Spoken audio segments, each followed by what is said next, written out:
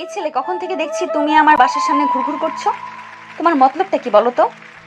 জি আপু, আমার কোনো মতলব নেই। আমি আসলে বাসা খুঁজতেছি। তো বাসা খুঁজতেছো আমার বাড়ির সামনে কি করো তুমি?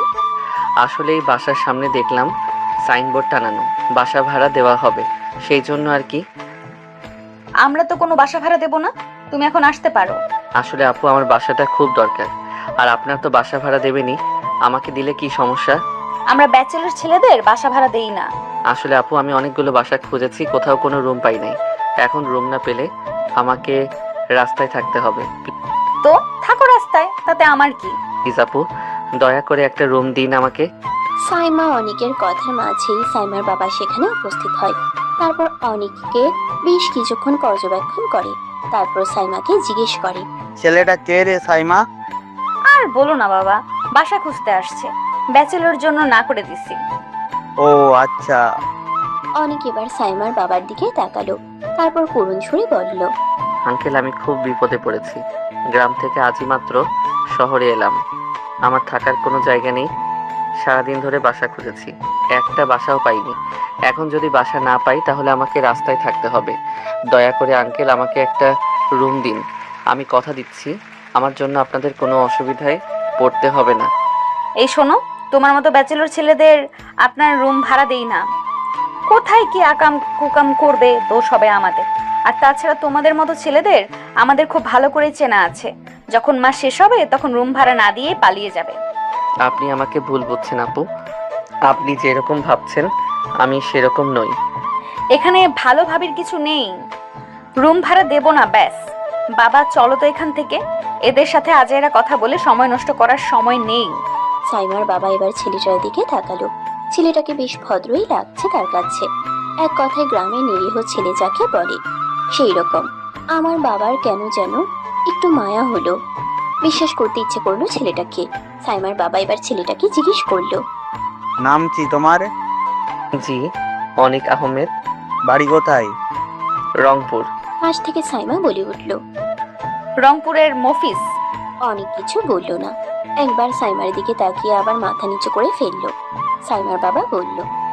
তোমার বাসায় কে কে আছে? জি, আমার মা বাবা কেউ নেই। আমাকে আমার দাদি মানুষ করেছে। দাদি ছাড়া আপন বলতে আমার কেউ নেই। সাইমার বাবা অনেকের দিকে তাকিয়ে রইল। ছেলেটার মুখটা কেমন করুণ হয়ে আছে, তাই ভীষণ মায়া লাগছে। কিন্তু তার মেয়ে সাইমা যে রাগী, ব্যাচেলার ছেলেদের ভাড়া দেওয়ার কথা শুনতেই পারে না সে। তিনি আবার কি বলে বোঝাবেন মেয়েটাকে। তারপর সাইমাকে ডেকে একটু দূরে নিয়ে গেল। তারপর বলল। মা, ছেলেটা মনে হচ্ছে সত্যিই খুব বিপদে পড়েছে। গ্রাম থেকে এসেছে, কোনো লোকজন চেনা জানা নেই। এখন রাতও হয়ে গেছে, এই মুহূর্তে বাসা না পেলে ছেলেটা থাকবে কোথায়? প্লিজ বাবা, তুমি এখন আবার বলো না যে তুমি ছেলেটাকে বাসা ভাড়া দিতে চাও। বাসা ভাড়া দিস আর না দিস, আজকে রাতটা তো অন্তত থাকতে দিতে পারিস। তোমার যা খুশি করো, পরে বিপদে পড়লে আমাকে আবার বলতে এসো না। মানুষকে উপকার করলে যদি বিপদে পড়তে হয়, তাহলে না হয় একটু বিপদেই পড়লাম। সাইমা বাসার মধ্যে চলে গেল। সাইমার বাবা অনেককে বলল। আসো বাবা, আজ রাতটা অন্তত থাকো, তারপর যদি আমার মেয়ে চায় তাহলে থাকতে পারবে, না হলে আমি কিছু করতে পারবো না বাবা। ধন্যবাদ আঙ্কেল, আজ রাতটা অন্তত থাকি। কাল সকাল থেকে না হয় আমি বাসা খুঁজবো আবার। ভেতরে আসো। সাইমার বাবা অনেককে নিয়ে বাসার ভিতরে গেল। সাইমার মা ডিনারের জন্য আয়োজন করছিল। হঠাৎ অপরিচিত একটা ছেলেকে দেখতেই দাঁড়িয়ে পড়ল। স্বামীর দিকে জিজ্ঞাসা দৃষ্টিতে তাকালো। সাইমার বাবা অনেককে সোফায় বসতে বলে স্ত্রীর কাছে এগিয়ে এলেন। তারপর তিনি বলল। ছেলেটা খুব বিপদে পড়েছে, থাকার জন্য কোনো জায়গা নেই, তাই বাসায় নিয়ে আসলাম। তাই বলে অপরিচিত একটা ছেলেকে বাড়ির মধ্যে নিয়ে আসবে? তুমি ভুলে যাচ্ছ যে আমাদের একটা মেয়ে আছে বিবাহযোগ্য। এত চিন্তা করছো কেন তুমি? ছেলেটাকে ভীষণ ভদ্র মনে হলো আমার কাছে। আর তাছাড়া শুধু একটা রাতের জন্যই এনেছি, যদি ভালো হয় তাহলে থাকতে দিব, আর না হলে কাল সকালেই চলে যাবে। তুমি কিভাবে বুঝবে ছেলেটা ভালো না মন্দ? আজকালকার মানুষের চেহারা দেখে কি কিছু বোঝার উপায় আছে? তুমি ভুলে যাচ্ছ সাইমার মা, আমিও একজন উকিল। আসামির চোখ দেখেই বলে দিতে পারি সে মিথ্যা বলছে নাকি সত্যি বলছে। হয়েছে হয়েছে, এই এক পেশা নিয়ে আর সারা জীবন কত যে গল্প শুনবো। ড্যানি সাজাচ্ছি, খেতে আসো। ছেলেটাকেও খাবার দিও, হয়তো সারাদিন কিছুই খাইনি। ঠিক আছে, ওকে হাত মুখ ধুয়ে ফ্রেশ হতে বলো। ডাইনিং টেবিলে সবাই খেতে বসেছে। খাবার মাঝে সাইমার বাবা টুকটাক কিছু জিজ্ঞেস করছে অনেককে। অনেক চুপচাপ উত্তর দিচ্ছে। ডাইনিং রুমে টিভি চলছে। হঠাৎ একটা নিউজে চোখ আটকে গেল সবার। পাঠিকা সংবাদ পড়ছে। আজ বিশিষ্ট ব্যবসায়ী নিজাম আহমেদ এবং তার স্ত্রী দুজনেই খুন হয়েছে। ধারণা করা যাচ্ছে তাদের ছেলেই তাদেরকে খুন করেছে। হত্যার পরে তার ছেলেকে আর খুঁজে পাওয়া যায়নি। আমাদের সন্দেহ তার ছেলেই তাদেরকে খুন করে পালিয়েছে। পুলিশ তদন্ত করছে।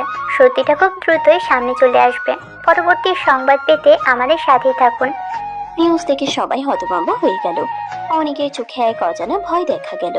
সে আর চোখে এদিক সেদিক তাকাতে লাগলো। সাইমা তীক্ষ্ণ চোখে অনেকের দিকে তাকিয়ে আছে। অনেক চুপচাপ খাওয়ায় মনোযোগ দিল। সাইমার বাবা বলল, কি সাংঘাতিক খবর! একটা ছেলে কি করে পারে তার বাবা মাকে খুন করতে, যারা জন্মের পর থেকে তাকে লালন পালন করেছে? একবারও কি হাত কাঁপলো না? অনেক খাচ্ছে ঠিকই, কিন্তু তার হাতটা কেঁপে উঠছে। সাইমা সেদিকে লক্ষ্য করে বলল, এই ছেলে, তোমার হাত কাঁপছে কেন? তুমি আবার খুন করে পালিয়ে আসোনি তো? কি কি যা তা বলছেন আপু? আমি কেন খুন করতে যাব? আর আমার বাড়ি তো গ্রামে, এটাতেই শহরের খবর। তোমার চোখে আমি অজানা ভয় দেখতে পাচ্ছি। সত্যি করে বলো, তুমি এই ছেলেটা নয় তো? সাইমা, কি হচ্ছে এটা? কি ছেলেটা ঠিকঠাক করে খেতে দাও। তোমার জন্য ছেলেটা ভয়ে খেতেও পাচ্ছে না। বাবা, আমি আগেই বলে রাখছি, ছেলেটার মধ্যে নিশ্চয়ই কোনো ঘাপলা আছে। খবরটা দেখার পরই ওর মুখটা কেমন শুকিয়ে গেছে। আমার তো মনে হচ্ছে ওই খুনি। তোমার এই সন্দেহবাদী কবে যাবে বলো তো? ছেলেটা গ্রাম থেকে এসেছে, ওর সাথে এরকম ব্যবহার না করলেও নয়। তুমি থাকো তোমার বিশ্বাস নিয়ে। যখন বড় ঝামেলায় পড়বে তখন বুঝবে। আমি উকিল সাইমা, আমাকে মানুষ চেনাতে এসো না। তোমরা যত না বয়স হয়েছে তার দ্বিগুণ কেসে আমি জয়ী হয়েছি। শুধুমাত্র চোখ দেখেই বলে দিতে পারি সে কেমন। নিশ্চিন্তে গিয়ে ঘুমিয়ে পড়ো। সাইমা খাওয়া শেষ করে রুমে চলে গেল। তার বাবার এই এক সমস্যা, কেউ যদি দুটো দুঃখের কথা বলে তার বাবার মন এক সেকেন্ডে গলে যায়। এমনি বলবে উকিল উকিল, কিন্তু প্রতিবার মানুষকে বিশ্বাস করেই ঠকবে।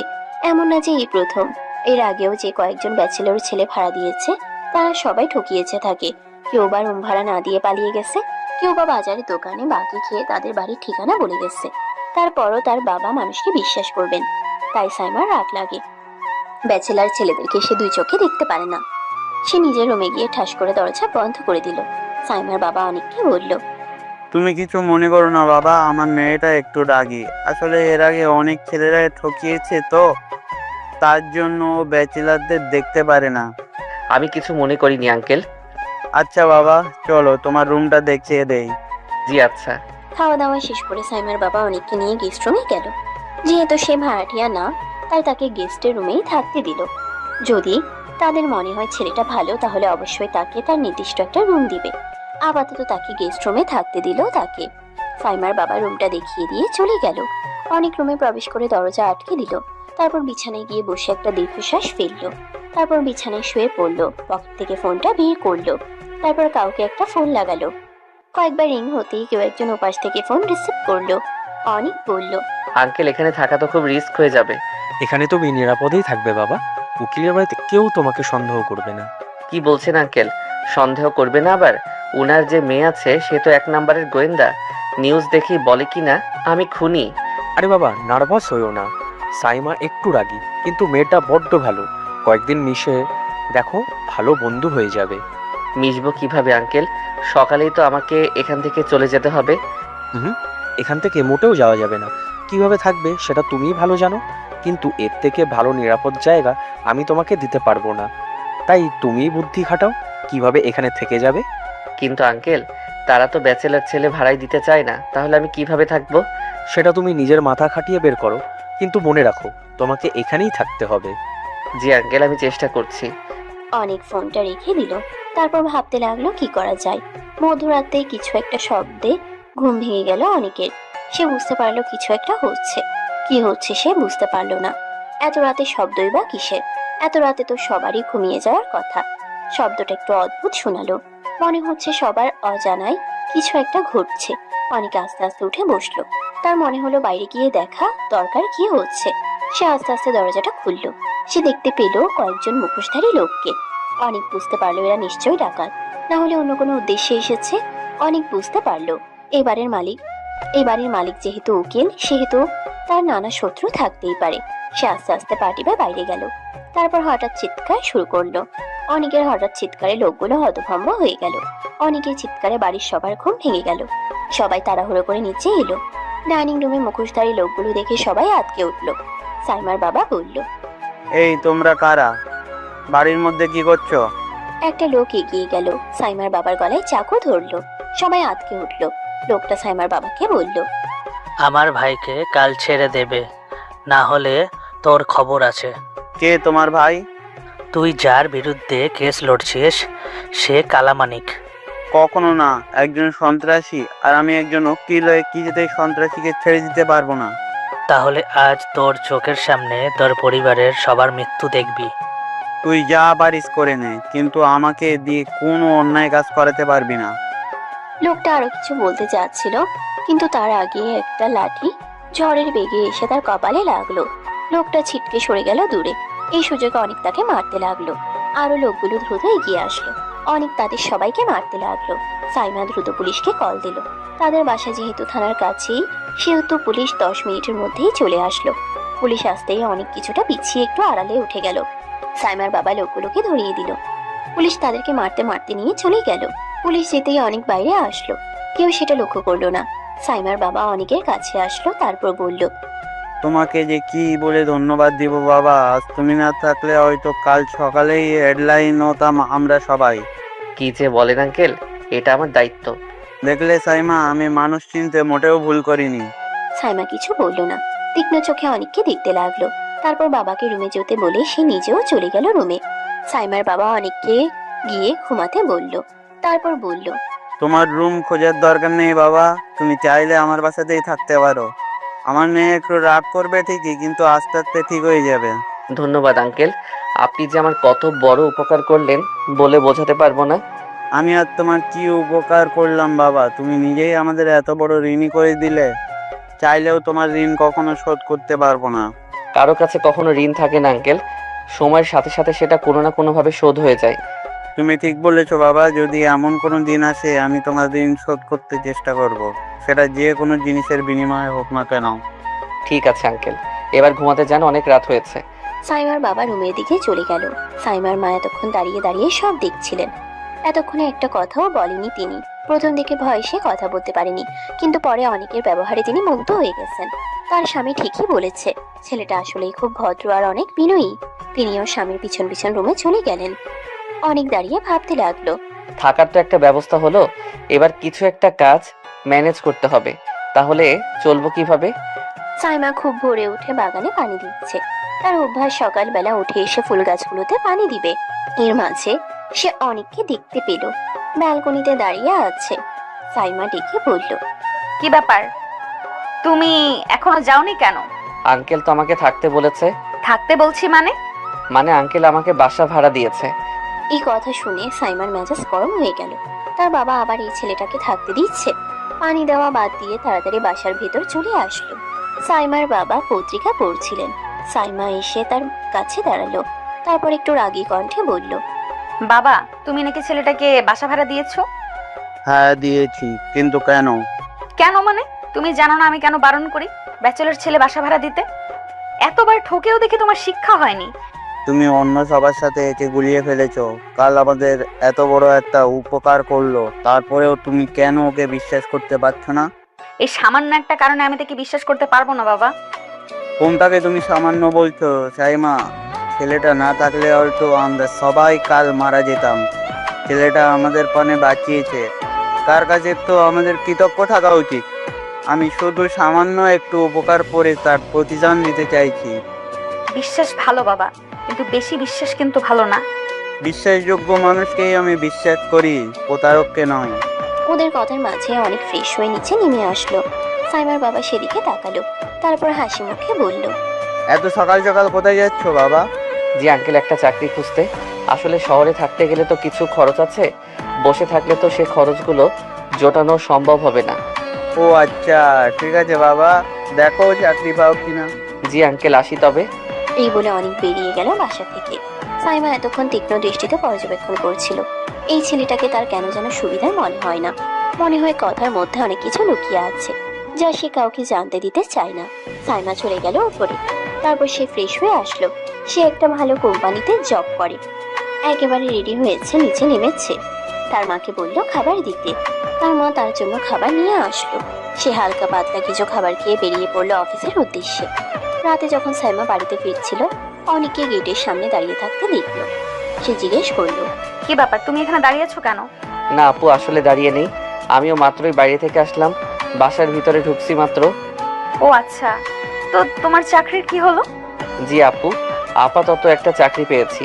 এটা দিয়েই কোনো রকম চলে যেতে পারলেই হবে। তা কোথায় চাকরি পেয়েছো? জি, খান গ্রুপ অফ ইন্ডাস্ট্রি। আমিও তো ওখানেই চাকরি করি। কি পোস্ট তোমার? জি, সাধারণ একজন কর্মচারী। ও আচ্ছা। এই বলে সাইমা বাসার ভিতরে চলে গেল। অনিকের হাতে কেউ একটা কিছু দিল। তারপর অনিকও ভেতরে চলে গেল। ডাইনিং রুমে যেতেই সাইমার মা অনিককে ডাক দিল। এসো বাবা, কিছু খেয়ে নাও। না আন্টি, আমি বাইরে থেকে খেয়ে এসেছি। ও মা, সে কি? বাইরে কেন খেতে যাবে? যে কয়দিন নিজের কিছু ব্যবস্থা করতে না পারো, আমাদের এখানেই তো খেতে পারো। না আন্টি, সমস্যা নেই, আমি একটা চাকরি পেয়েছি। আপাতত নিজের খরচটা চালাতে পারলেই হবে। আলহামদুলিল্লাহ, শুনে খুশি হলাম বাবা। ধন্যবাদ আন্টি, দোয়া করবেন। আমি রুমে যাই তাহলে। আচ্ছা বাবা, ঠিক আছে। অনিক নিজের ঘরে চলে গেল। তাকে এখন একটা রুমে থাকতে দেওয়া হয়েছে। কাল তো তাকে একটা গেস্ট রুমে থাকতে দিয়েছিল।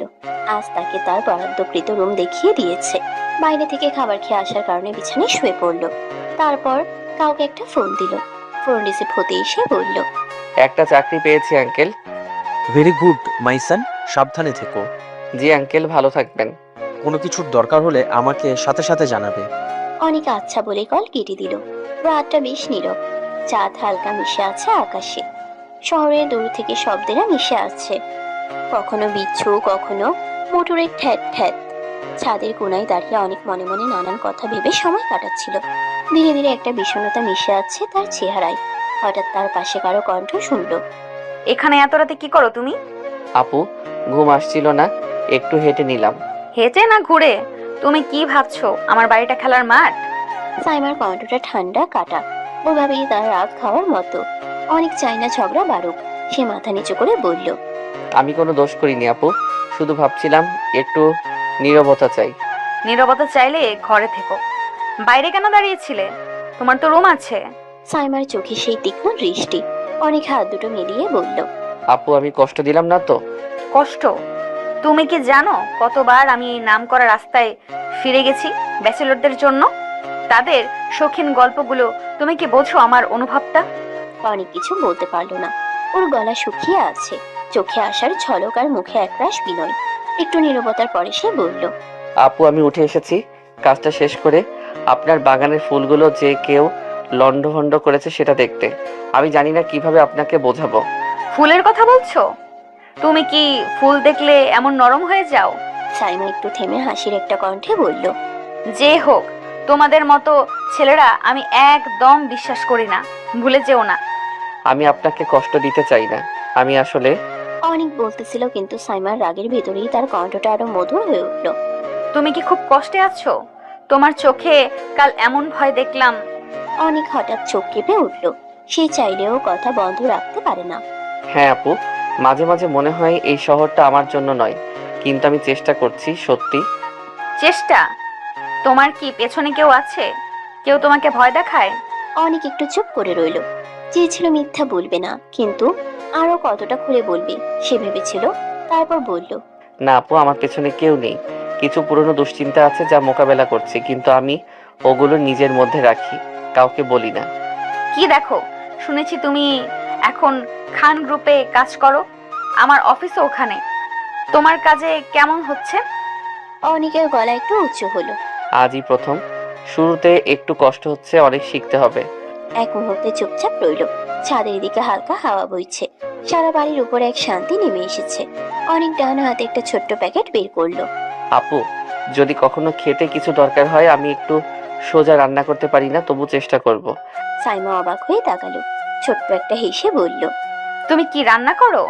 আমি ভালো করে ভাত ভাজার চেষ্টা করতে পারি, আর ডাল একটু ঝটিকা বানাতে পারি। সাইমা হঠাৎ একবার মাথা ঝুঁকিয়ে তাকে দেখে নরম কণ্ঠে বলল, দেখা যাবে তো, যদি ভালো রান্না করতে পারো হয়তো কখনো তোমাকে ভেতরে ডেকে খাবার খাওয়াবো। সত্যি? হ্যাঁ, কিন্তু শর্ত আছে। সৎ থাকতে হবে, সময়ে কাজ করবে, আর আমার পরিবারকে ব্যঙ্গাত্মক কোনো কৌতুক করবে না। অনেক ধন্যবাদ জানিয়ে হালকা করে মাথা নাড়ল। হঠাৎ দুজনের মধ্যে একটা অদ্ভুত মিল দেখা গেল, সুনির্দিষ্ট রাগ আর লুকানো ভরসা। এছাড়া দুজনের মধ্যকার সে ক্ষুদ্র উষ্ণতা যা রাতে নীরবতায় ছড়িয়ে পড়ল। এই চলো ঘুমাও, সকালে কাজে যেতে দেরি হলে চলবে না। জি আপু, ধন্যবাদ। অনেক ধীরে ধীরে ছাদের রাস্তা থেকে নামতে লাগলো। পিছন ফিরে তাকিয়ে দেখি সাইমা এখন ফের পরাঘাতময় রাগ তুলে নেয়, বরং চুপচাপ দাঁড়িয়ে আছে। অনেক মনে মনে ভাবলো এই বাড়িটা হয়তো শুধু একটা বাড়ি নয়, এখানে কিছু বন্ধন তৈরি হতে পারে, কিন্তু কিভাবে কখন সে জানে না। অন্ধকারে দুজনের হেঁটে যাওয়া আলাদা আলাদা পথ, তবু দুজনের মন একাকার হয়ে যেতে থাকে ছোট ছোট মুহূর্তে। রাস্তার বাতি ধীরে ধীরে নিভে যায়, আর নতুন দিনের আলো আসার অপেক্ষায় তারা নিজেরাই কিছুটা স্বপ্ন দেখলো। সকাল সকাল সাইমা বের হওয়ার জন্য রেডি হচ্ছে। দরজার সামনে এসে হঠাৎ খেয়াল করলো অনিকও ঠিক তখনই বের হচ্ছে। অনেক, যেহেতু দুজন একই জায়গায় যাচ্ছি, আমার সাথে চলো। না আপু, আমি পারবো না। সমস্যা নেই, চলো আমার সাথে, আলাদা গিয়ে লাভ কি। অনেক কিছুক্ষণ চুপচাপ দাঁড়িয়ে রইল, তারপর বাধ্য হয়ে সাইমার সাথে গাড়িতে উঠলো। দুজনের মাঝখানে অদৃশ্য দূরত্ব থাকলেও গাড়ির ভেতরটা নীরব হয়ে রইল। অফিসে পৌঁছে সাইমা নিজের কাজে ঢুকে গেল। প্রথম দিন তো প্রায় কারোর সাথে কথা হয়নি, সবাই দূর থেকে শুধু তাকিয়েছিল অনেকের দিকে। আজকে ধীরে ধীরে কয়েকজন সহকর্মী এগিয়ে এলো। আপনি নতুন জয়েন করেছেন? জি আঙ্কেল, আসলে কারোর সাথে পরিচয় হয়নি, আজ হচ্ছে। অনেক ভদ্রভাবে সবার সাথে পরিচিত হলো, কেউ নাম বলল, কেউ পদবি। ধীরে ধীরে সবার সাথে আনুষ্ঠানিক পরিচয় সম্পন্ন হলো। তারপর আর সময় নষ্ট না করে সে মনোযোগ দিয়ে নিজের কাজে ডুবে গেল। সাইমা পাশ থেকে এক ঝলক তাকালো। গতকালের তুলনায় আজ অনেককে অনেক বেশি সিরিয়াস লাগছে তার। সকালটা অফিস টাইমের আগেই চলে এসেছে। অফিসের ভেতরে হালকা খটকা, কম্পিউটারের মৃদু আওয়াজ, কফি মেশিনের কিচিরমিচির, সাইমার কক্ষে আলোর ঝলক। সে মেকআপ সামলে বসেই নোটবুক খুলে কাজ করছিল। তখন দরজার হালকা করা খট করে ধরে কেউ ঢুকলো। অনেক। সে দরজার কাছে একটু থমকে সাইমার দিকে তাকালো। আনিকা ঢুকো, তোমাকে আমিই ডেকে পাঠিয়েছি। জি আপু। অনেক চোখে একটা লাজ, লজ্জা আর মর্মর করে থাকা কৃতজ্ঞতা। সাইমা উঠে এসে কেবিনের সামনে দাঁড়ালেন। তার আগে ভঙ্গিটা আজ একটু নিয়ন্ত্রিত। তিনি চোখে চোখ রেখে বললেন, তুমি যতই আমার বাসার ভাড়াটিয়া হও, আমি কিন্তু কাউরে কাজে ছাড় দেই না। আমি রীতিমতো কাজের পরিবেশ চাই, কোনো রকম বিশেষ সুবিধা থাকবে না। তোমাকে কাজটা ভালো মতোই করতে হবে, না হলে কথা শুনতে হবে। আপু আমি বুঝতেছি, আমি ওখানে খারাপ করব না, আমি সত্যিই চেষ্টা করব। এটা কেবল তোমার হবার কারণে নয়, অফিসে সবাই সমান, এখানে প্রপার ডিসিপ্লিন আছে। তুমি কাউকে বলে দিও না যে আমি তোমাকে বাড়িতে গৃহস্থলীর জন্য কভার দিয়েছি। অফিস আলাদা, বাসা আলাদা, সেটা মনে রেখো। সাইমার কথাগুলো হালকা কিন্তু কাটা। অনেকের কান গরম হয়ে গেল। সে দ্রুত মাথা নেড়ে সম্মতি জানালো। সাইমা একটু নরম গলায় যোগ করলেন, আর একটা কথা আছে, বাসায় তুমি আমাকে আপু বলতে পারো, সেটা ঠিক আছে, কিন্তু অফিস টাইমে আমাকে ম্যাডাম বলবে। এখানে সবাই আমাকে ম্যাডাম বলেই ডাকে, তুমিও তাই বলবে। জি আপু, অফিসে আমি আপনাকে ম্যাডাম বলবো। ঠিক আছে, আর তুমিও সবাইকে একটু সম্মান করবে। জুনিয়র, সিনিয়র সবার সাথে সমান আচরণ করবে। বিশেষ কোনো আচরণ করলে মানুষ মনে করে তোমার কোনো প্রিভিলেজ আছে। আমি চাই না কেউ এমন ধারণা পায়। অনেক গভীর নিঃশ্বাস নিল। সে অনুভব করলো এখানে তাকে ব্যক্তিগত কারণে বেতনভোগী তালিকায় আলাদা করে দেখা হবে না। এটা তার জন্যও ভালো, সামনে সমস্যার হাত না বাড়ে। সাইমা চট করে টেবিল থেকে কিছু কাগজ তুললেন। চলো আমি তোমাকে আজকের কাজের কয়েকটা দিক বলি। প্রথমত, সকালে 9টা থেকে অফিস শুরু। তোমাকে 8:45-এ এসে ডেস্কে রিপোর্ট করতে হবে। কাগজাতি কোম্পানির ইনভয়েস, রিসিপ্ট, ফাইল সাজানো, সেগুলো ঠিকঠাক রাখতে হবে। ফাইলগুলো ক্লায়েন্ট নেম এবং ডেট অনুযায়ী সাজাবে। জি ম্যাডাম। পরে মিটিং হলে কাগজপত্র তোমাকে হাতে নিয়ে মিটিং কক্ষে বসতে হবে। কপি ও নোটস ঠিকঠাক মতো রাখতে হবে। ইমেল চেক করে আমাকে বলবে। যদি কোনো গুরুত্বপূর্ণ কল আসে, শান্ত কণ্ঠে নোট নিবে, আর প্রয়োজনে আমাকে জানাবে। সাইমা মাথা মুহূর্তে একটি টেবিলে ইন্ডেক্স কার্ড ধরিয়ে দিলেন। তার চোখে আজ একরাশ বোঝাপড়া, কঠোর কিন্তু ন্যায্য। অনেক মনে মনে সব নোট করে নিচ্ছিল। সাইমার কণ্ঠ আবার কড়া হয়ে উঠল। আর একটা, ব্যক্তিগত ফোন অফিস টাইমে ব্যবহার করবা না। বাইরের ফোনটা মার্জিনাল কাজে লাগবে না। তাছাড়া বাসায় কি হচ্ছে ওটা এখানে নিয়ে আসবে না। তুমি যদি কাউকে জিজ্ঞাসা করো বা গোপনীয়তা ভাঙো, তবে তোমার উপর কড়া ব্যবস্থা নেওয়া হবে। বুঝেছি ম্যাডাম, আমি সাবধানে থাকবো। সাইমা কিছুক্ষণ ভার চোখে কঠোরতা মিশিয়ে মৃদু করে বললেন, খেয়াল রাখবে, আমি কখনো কাউকে সহজে ছাড়ি না। যদি তুমি খারাপ করো, তোমাকে প্রথমেই আমি গাইড করব, ফিরেও না দিলে আমি ব্যবস্থা নিব। তবে তুমি যদি সৎভাবে কাজ করো, তোমাকে কেউ ছোট ভাববে না। তুমি নিজের কাজ করে যাও।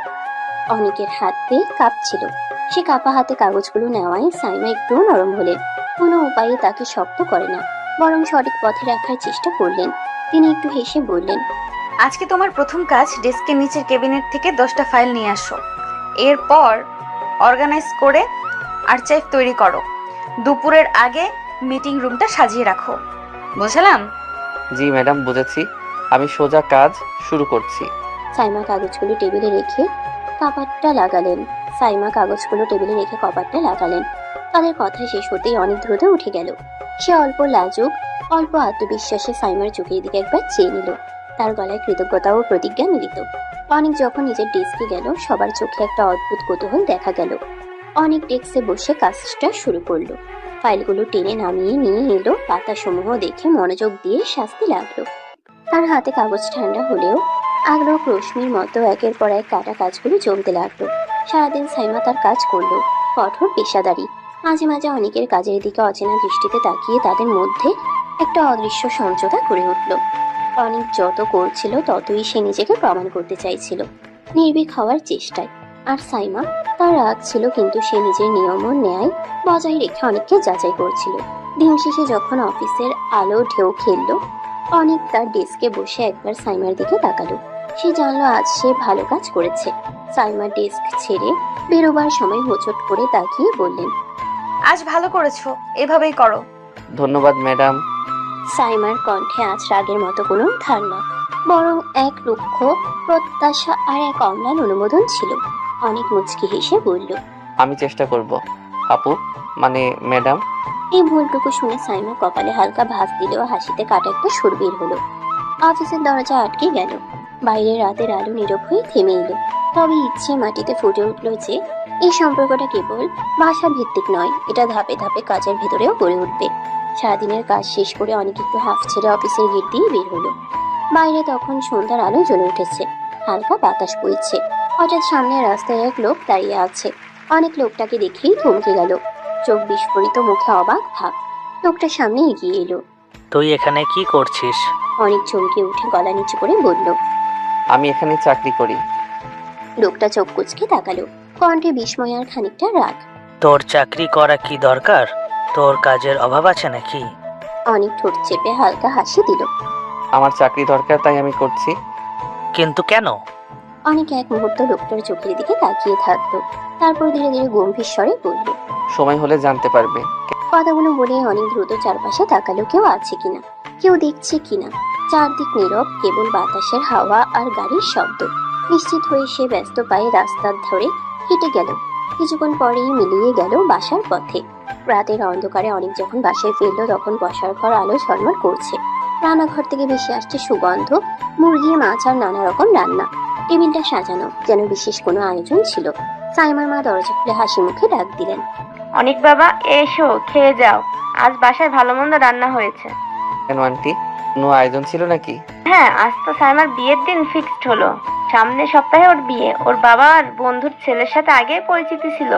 সবকিছু অনেক আগে থেকে ঠিক করা, আজ শুধু ডেটটা ফাইনাল হলো।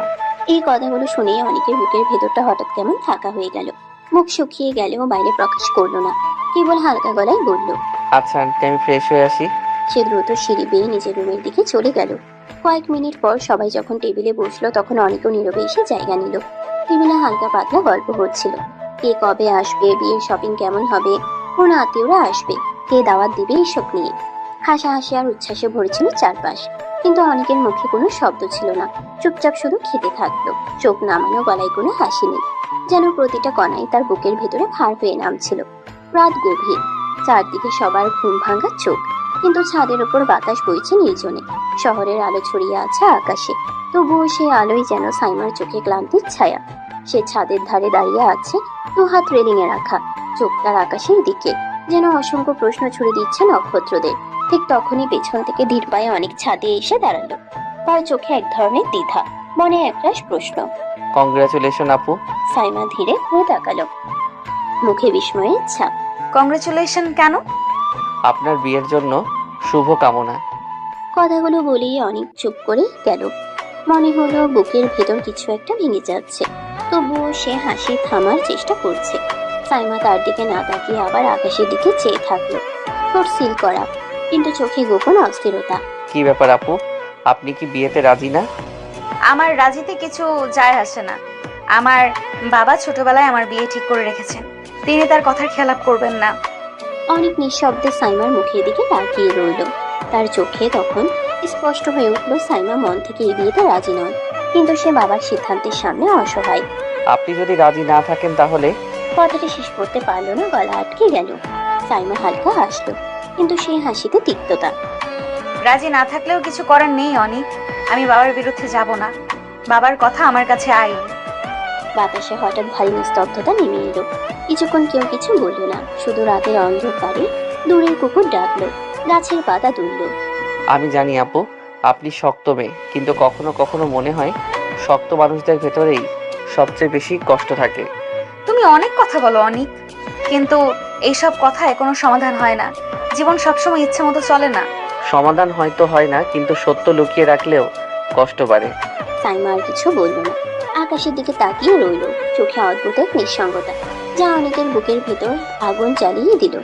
সে বুঝলো সাইমা রাজি নয়, তবুও কিছু বলতে পারছে না। কিছুক্ষণ এমনি সাধারণ কথা হলো, কে কোন শখে কি পছন্দ করে, অফিসের কাজে কতটা চাপ, আর রাতের হাওয়ার গল্প। তবুও ভিতরে ভিতরে দুজনের মনে একই প্রশ্ন ঘুরছিল, যা কেউ মুখে আনলো না।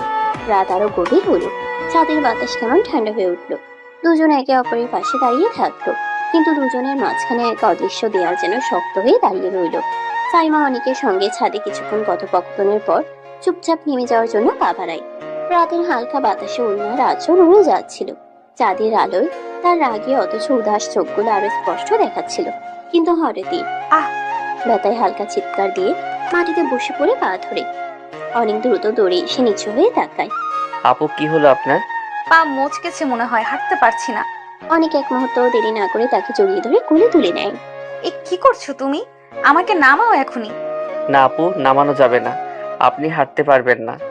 আমার চোখের সামনে আপনাকে কষ্ট করতে দেব না। আমি আপনাকে ঘরে পৌঁছে দিয়ে আসছি। তুমি আমার কথা শুনছো না? নামাও বলছি। আপনি যতই রাগ করুন না কেন, আজ আমার কথা শুনতেই হবে। সাইমার আগে আর লজ্জায় গুম হয়ে যায়, মুখে কিছু বলে না, শুধু বুক ধরফর করতে থাকে। ছাদ থেকে নামার সময় অনেকের বুকের ধাক্কা, তার কোলের ভর, সবকিছু সাইমার ভেতরে অদ্ভুত এক ঝড় তুলছিল। অনেক ধীরে ধীরে তাকে তার রুমে নিয়ে আসে, বিছানায় আলতো করে শুয়ে দিতে গিয়েই হঠাৎ অনেকের ঠোঁটের সঙ্গে সাইমার ঠোঁট লেগে যায়। মুহূর্তেই এক মুহূর্তের জন্য জমে যায়। সাইমার বুক ধরফর করতে থাকে, চোখ বড় হয়ে যায়। সাইমা হঠাৎ ধাক্কা দিয়ে উঠে রেগে যায়। তুমি এমন বেয়াদবের সাহস কোথায় পাও? সরি আপু, আমি ইচ্ছা করে করিনি, সত্যি। চুপ, একদম চুপ। আর একটা শব্দ বের হলে দেখে নেবে তুমি।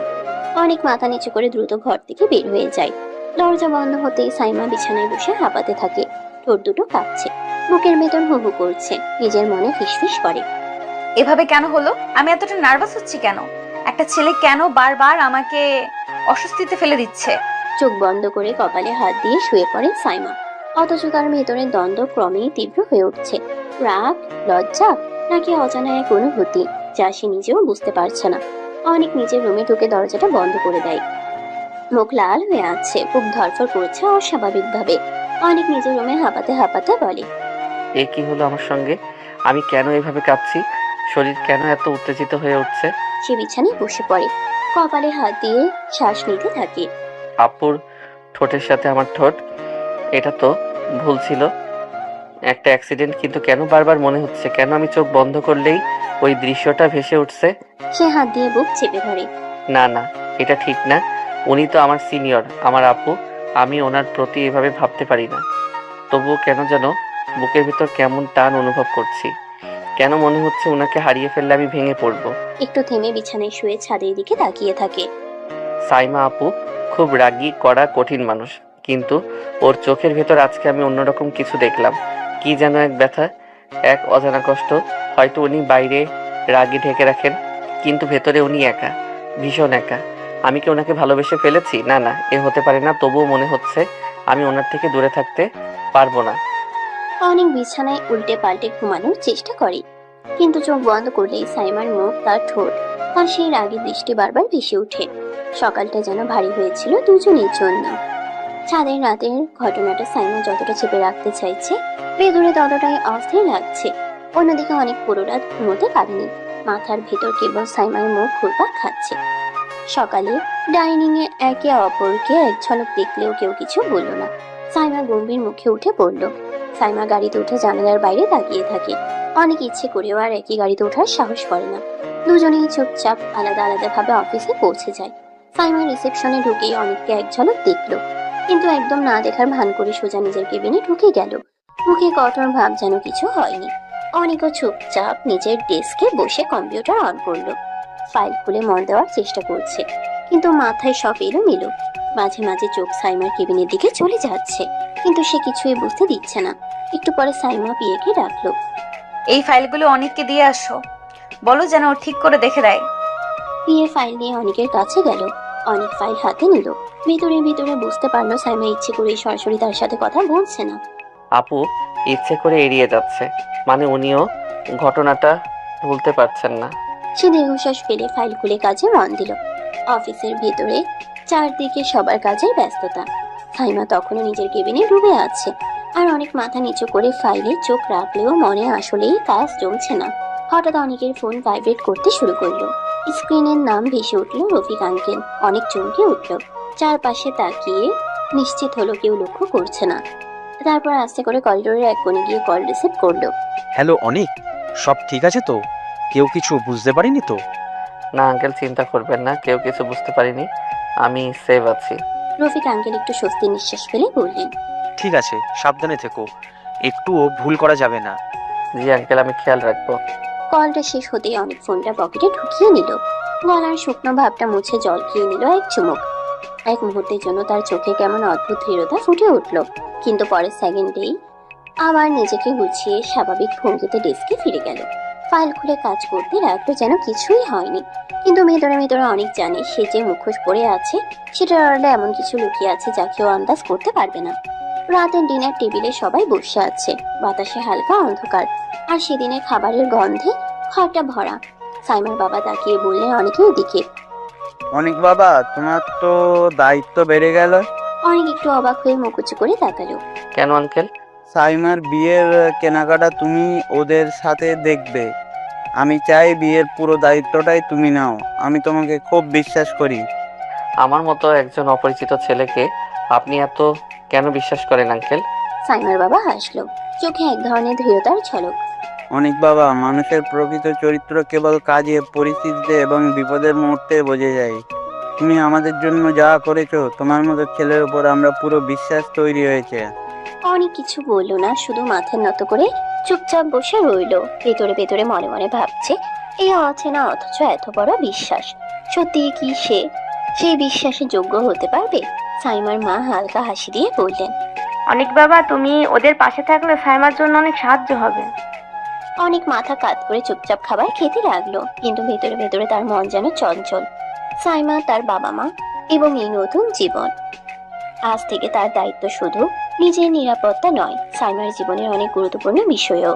বিয়ের আয়োজন সম্পূর্ণ, সবকিছু সাজানো, অতিথিরা বসে আছে এবং সাইমার বাবা গর্বিত চেহারায় ছেলের হাতে কন্যার হাত ধরতে যাচ্ছে। সাইমা মনে মনে অস্বস্তি বোধ করছে, কিন্তু পরিবারের সম্মানের জন্য চুপচাপ দাঁড়িয়ে আছে। আজ তোমার বড় দিন, সবাই সাক্ষী। কিন্তু হঠাৎ দরজায় পুলিশের একটি দল প্রবেশ করে। স্যার, আপনি যার সাথে আপনার মেয়ে বিয়ে দিচ্ছেন তিনি আসলে একজন স্মাগলার। তার বিরুদ্ধে বহু কেস রয়েছে। সমাজে সে ভালোর মুখোশ পরে রাখে। আজ আমরা প্রমাণসহ তাকে ধরতে এসেছি। সাইমার বাবা স্তম্ভিত, চোখ বড় করে জিজ্ঞেস করলেন, কি সব বলছেন আপনারা? ও কি আমার বন্ধুর ছেলে? স্যার, আপনি কিছু জানেন না। তার নামে অনেকদিন ধরেই থানায় কেস চলছে। আজ খবর পেয়ে আমরা পাকাপোক্তভাবে ধরতে এসেছি। এখানে প্রমাণও রয়েছে। পুলিশ প্রমাণ দেখালো। সেই মুহূর্তে সাইমার বাবার চোখের সামনে যেন ভেঙে পড়লো সব পরিকল্পনা। এটা কি সম্ভব? আমার বিশ্বাস। পুলিশ সাইমার বাবার বন্ধুর ছেলেকে ধরে নিয়ে গেল। বাড়ির সবাই হতবাক, আত্মীয় স্বজন চুপচাপ, কাঁদছে ভয়ঙ্কর শোকের ছায়া। ও আমার আল্লাহ! সাইমার চোখের সামনে ভেঙে পড়লো তার বিয়ের সব স্বপ্ন। যে মানুষকে সে আজকে বরণ করতে যাচ্ছিল, সে মানুষটি সকলের চোখে অপরাধী। সাইমা হঠাৎ ঘুমের মতো শূন্য চোখে তাকিয়ে রইল। মনে মনে একটাই প্রশ্ন, এখন তার কি হবে? সাইমার বাবা চারপাশে তাকিয়ে সবাইকে চুপচাপ দেখে বললেন, অনেক, তুমি আমার মেয়েটাকে বিয়ে করবে? সে একটু রাগী কিন্তু সত্যিই ভালো মেয়ে। আঙ্কেল, আমি কিভাবে বিয়ে করব? আপনি তো আমার ব্যাপারে কিছুই জানেন না। তোমাকে যতটুকু দেখেছি তুমি ভালো ছেলে মনে হয়েছো, আর কিছু জানার দরকার নেই। আমার মেয়েকে তুমিই বিয়ে করো। অনেক নিজের জায়গায় কিছুটা হোঁচট খেয়ে বলল, কিন্তু সাইমা আপু কি রাজি হবে? সে ব্যবস্থা আমি করছি, তুমি চিন্তা করো না। এরপর সাইমার বাবা সোজা সাইমার কাছে চলে এলো। সাই মামা, তুমি অনেককে বিয়ে করো। তুমি কি আমাকে পাগল পেয়েছো বাবা, যে যার তার সাথে আমার বিয়ে দিয়ে দিবে? তুমি তো অনেককে দেখেছো, চিনো। এই 2 দিনের চেনাই তো কাউকে জীবনসঙ্গী বানানো যায় না। আমি বিয়ে করতে পারবো না। সাইমার চোখে অগ্নি ঝলকচ্ছে, রাগ ও আপত্তি একসাথে। সে জানে এই বাধ্যবাধকতা সহজে মেনে নেবে না, আর তার বাবার এই সিদ্ধান্ত তার জন্য এক বড় চ্যালেঞ্জ। সাইমার বাবার চোখে পড়েছিল চিন্তা, কষ্ট আর বাবার দায়িত্বের ভার। তিনি ধীরে ধীরে সাইমার দিকে তাকালেন। সাইমা, আমার না হয় একটা ভুল হয়ে গেছে মা, তাই বলে তুই সারা জীবন আমাকে ছোট করে রাখবি? আমি সমাজে মুখ দেখাতে পারবো না, আমার ক্যারিয়ারের প্রভাব পড়বে। তুই কি চাস আমার ক্যারিয়ার নষ্ট হয়ে যাক? সাইমার বাবা যত্ন ও বেদনা মিশিয়ে কথা বলছেন। তার ভয়, হতাশা এবং নিজের পরিবারের সম্মানের দায়িত্ব সবই সাইমার চোখের সামনে। সাইমা প্রথমে কিছু বলল না। তার রাগ, গর্ব এবং প্রতিবাদ সব মিলেমিশে তার ভিতরে ঝড় তুলছিল। সাইমা, আমি চাই না তুই আমার জন্য কোনো কষ্ট ভোগ করতে, কিন্তু কখনো কখনো জীবন আমাদের বাধ্য করে কঠিন সিদ্ধান্ত নিতে। তুই যদি রাজি হোস, আমরা দুইজনেই শান্তি পেতে পারি। সাইমা গভীরভাবে শ্বাস নিল। মনে হচ্ছিল তার রাগ ধীরে ধীরে কমছে। বাবার চোখে সততা, ভালোবাসা এবং তার নিজের ভবিষ্যতের কথা ভাবতে করতে করতে তার হৃদয় নরম হতে শুরু করলো। ঠিক আছে বাবা, আমি রাজি। সাইমার মুখে রাগের চিহ্ন হয়ে গেল। সাইমার মুখে রাগের চিহ্ন রয়ে গেল, কিন্তু ভেতরে সে জানলো তার বাবার দায়িত্ব ও সমাজের সম্মান বজায় রাখার জন্য তাকে এই সিদ্ধান্ত নিতে হলো। তাদের বিয়ে পড়ানো হলো। রাতের নিস্তব্ধতা ঘরটিকে শান্ত করে রেখেছিল। নতুন বিয়ের উত্তেজনা আর ছোটখাটো নার্ভাসনেস মিলেমিশে সাইমার মুখে ধরা পড়ছিল। সাইমা বিছানায় বসে অনেকের দিকে তাকালো, চোখে অল্প জেদ, অল্প অভিমান। তুমি ভেবো না তা তোমাকে মেনে নিয়েছি। আমি শুধু আমার বাবার কথা রাখতেই বিয়ে করেছি। অনেক ধীরে ধীরে সাইমার দিকে তাকিয়ে মৃদু হাসলো। সমস্যা নেই আপু, আমি বুঝতে পেরেছি। আপনি আমার মতো থাকতে পারেন। অনেকের চোখে ছিল সহমর্মিতা, সাইমার রাগের প্রতি শ্রদ্ধা, আর তার পাশে থাকার অদৃশ্য প্রতিজ্ঞা। সাইমা ফ্রেশ হয়ে বিছানায় শুয়ে পড়ল। সে মাঝে মধ্যে কোলবালিশ ধরে বলল, আমি মাঝে একটা কোলবালিশ দিয়ে দিচ্ছি, তুমি বিছানার ওপাশে থাকো, আমার দিকে আসবে না। ঠিক আছে। দুজনের মধ্যে এক অদ্ভুত শান্তি নেমে এলো। রাগ, অভিমান এবং আবেগ সব মিলেমিশে ঘরটিকে ভরা। দুজনের মাঝে দূরত্ব শুধু শারীরিক, তবে অনুভূতিতে এক অদৃশ্য সংযোগ তৈরি হয়েছে। এভাবে সাইমা আর অনেকের প্রথম রাতটা কাটলো চুপচাপ, শান্ত, তবে হৃদয়ের মধ্যে লুকানো আবেগের স্পন্দনে ভরা। সকালের আলো ঘরে ভেসে আসছিল। টেবিলে সবাই বসে ব্রেকফাস্ট খাচ্ছিল। সাইমার বাবা অনেকের সাথে হালকা টুকটাক কথা বলছিলেন, কিভাবে অফিসের কাজ চলছে, বিয়ের পরে ছোটখাটো ব্যস্ততা ইত্যাদি। হঠাৎ টিভিতে খবর চলতে শুরু করলো। পাঠিকার কণ্ঠে উঠে এলো, নিজাম আহমেদের মৃত্যুর রহস্য খুঁজে বের করার চেষ্টা চলছে। আমরা আশা করছি খুব দ্রুতই তার খুনিকে ধরতে পারবো। এখনো পর্যন্ত কোনো নতুন সন্ধান পাওয়া যায়নি। আমাদের ধারণা হয়তো তার ছেলে জড়িত, তবে প্রমাণ না পেলে কিছুই বলা যাবে না। আমরা প্রমাণের অপেক্ষায় আছি। টেলিভিশনের খবরটি যেন একটি অদৃশ্য চাপ তৈরি করলো অনেকের মনে। সে কিছুটা নার্ভাস হয়ে গেল। চোখের সামনে যেন ছেঁড়া অনুভূতির ঝলক, অচেনা ভয়, অজানা টানাপোড়েন। সাইমার চোখে পড়লো অনেকের হালকা অস্বস্তি। সে কোনো কথা না বলে তার দিকে তাকালো, খেতে খেতে, কিন্তু মনোযোগ পুরোপুরি টেবিলের খাবারে নেই। সাইমা নিজেই বুঝতে পারলো অনেকের মনে আজ কিছু হুইটলি ভাব কাজ করছে, কিছু রহস্য তার ভিতরে। খাওয়া দাওয়া শেষ করে অনেক রুমের দিকে চলে গেল। দরজা খুলতেই চোখে পড়লো সাইমার শাড়িতে রঙিন পরিপাটি এবং তার পেছনের ভাঁজগুলো ঠিক করতে ব্যস্ত। অনেক মুগ্ধ হয়ে একটু থমকে দাঁড়ালো, মনে মনে ভাবলো, কিভাবে এত সুন্দরভাবে সব মিলে যায়? হঠাৎ অনেক সাইমার পিছন থেকে ধীরে ধীরে এগিয়ে গেল, তারপর তাকে পিছন থেকে জড়িয়ে ধরলো। সাইমা ছটফট করে উঠল। প্লিজ ছটফট করবেন না, আমি শুধু একটু জড়িয়ে ধরবো, আর কিছু করব না। সাইমা কিছু বলল না, চুপচাপ দাঁড়িয়ে রইল। অনেক ধীরে ধীরে তার বাহু দিয়ে সাইমাকে কোলে নিল, তারপর নিঃশব্দে সাইমার মাথার পাশে চুমু দিল। সাইমা হালকা চমকে উঠল। অনেক বাড়াবাড়ি করো না। চোখ মেলে তাকালো, অনেক হাত সরিয়ে নিল, একটু দুঃখের ছায়া চোখে দেখিয়ে বলল, বৌহন, আপনি আমার এইটুকু আদর তো করতেই পারি। সাইমা কিছু না বলে দূরে সরে গেল শাড়িটা ঠিক করার জন্য। অনেক নিজেই পাশে দাঁড়িয়ে মৃদু হাসলো, মনে মনে বলল, আপনি যতই রাগ করুন, আপনার মনটা ভীষণ নরম। রাতের নিস্তব্ধ ছাদে অনেক এক পাশে দাঁড়িয়ে ফোন বের করলো। কয়েক সেকেন্ডের জন্য সে নিজেকে প্রস্তুত করলো, তারপর ডায়াল করে রফিক আঙ্কেলের নাম প্রেস করলো। ফোন রিসিভ হতেই অনেক বলল, আঙ্কেল, এভাবে আর কতদিন? যখন তখন ধরা পড়ে যেতে পারি। আঙ্কেল, এখানে তো একটা কাণ্ড ঘটেছে। সাইমার সাথে আমার বিয়ে হয়ে গেছে। ফোনের ওপাশ থেকে চমকের আভাস। কি বলছিস অনিক? এসব কিভাবে হলো? অনেক ধীরে ধীরে সব খুলে বলল, কিভাবে সাইমার বাবা বিয়ের সিদ্ধান্ত নিয়েছে, কিভাবে পুলিশ ঘটনার ধাক্কা দেওয়ার পর পরিস্থিতি তার হাতে চলে এসেছিল, এবং কিভাবে শেষ পর্যন্ত তিনি বাধ্য হয়ে বিয়ে সম্পন্ন করেছিলেন। অনিক, তোমার এখন মোটেও সাইমাকে বিয়ে করা উচিত ছিল না। তোমার নিরাপত্তা এখনো অনিক, তোমার এখন মোটেও সাইমাকে বিয়ে করা উচিত ছিল না। তোমার নিরাপত্তা এখনো সবচেয়ে গুরুত্বপূর্ণ। যখন তখন তুমি বিপদে পড়তে পারো। আমি বুঝতে পারছি আঙ্কেল, কিন্তু পরিস্থিতি আমার হাতে ছিল না। বাধ্য হয়ে আমাকে বিয়েটা করতে হয়েছে। হঠাৎ বাইরে থেকে কিছু শব্দ এলো, কারো আসার আওয়াজ। অনেক দ্রুত ফোন কেটে দিল। ছাদের অন্য প্রান্তে সাইমা চুপচাপ দাঁড়িয়েছিলেন, তার চোখে কৌতূহল আর কিছুটা আতঙ্ক। কার সাথে তুমি কথা বলছিলে? আর কি ধরা পড়ে যাওয়ার কথা বলছিলে? সত্যি আমাকে বলো। অনেক কিছুক্ষণ নীরব থাকলো, তারপর ধীরে ধীরে বলল, আপু, সবই সত্যি। পরিস্থিতি আমাকে বাধ্য করেছে, আর আমি চেয়েছি তোমাকে কোনো ঝুঁকিতে ফেলতে না। ছাদের হালকা হাওয়ায় সাইমা অনেককে চেয়ে বলল, তুমি গ্রামের ছেলে না, তুমি আমাদের মিথ্যা কথা বলেছো। আমার কাছে আসল পরিচয়টা বলো। অনেক কিছুক্ষণ থমকে গেল, তার চোখে এক অদ্ভুত নার্ভাস আর ভাবনার ছাপ। ধীরে ধীরে সে বলল, আপনি ঠিকই ধরেছেন, আমি গ্রামের ছেলে নই, আমি শহরের ছেলে। আমার বাবা বিশিষ্ট ব্যবসায়ী নিজাম আহমেদ, আমি তার ছেলে অনিক আহমেদ। সাইমার চোখ বড় হয়ে গেল, তার মনে এক চমক এবং আতঙ্কের মিশ্রণ জেগে উঠল। যে খুন হয়েছে তুমি সেই নিজাম আহমেদের ছেলে? হ্যাঁ। সাইমার চোখে আগুনের মতো জ্বালা। সে হঠাৎ চিৎকারে সুরে বলল, তুমি তুমি তোমার বাবা মাকে খুন করে পালিয়ে এসেছো? অনেক চুপচাপ কিছুক্ষণ দাঁড়িয়ে থেকে তার চোখে দৃঢ়তার ছাপ দিয়ে বলল, আমি আমার বাবা মাকে খুন করিনি, আমাকে মিথ্যা ফাঁসাতে চাচ্ছে। আমি শুধু নিরাপদ আশ্রয় নিচ্ছি মাত্র। তুমি আমাকে ধোঁকা দিয়েছো। আমার বাবা তো তোমাকে বিশ্বাস করেছিল। অনেক এক হাত তার বুকের দিকে রেখে বলল, আপনি আমাকে বিশ্বাস করুন, আমি খারাপ ছেলে নই। আমার বাবার কিছু শত্রু আছে, তারা বাবা মাকে হত্যা করে আমার উপর সব দোষ চাপিয়ে আমাদের সম্পত্তির মালিক হতে চাচ্ছে।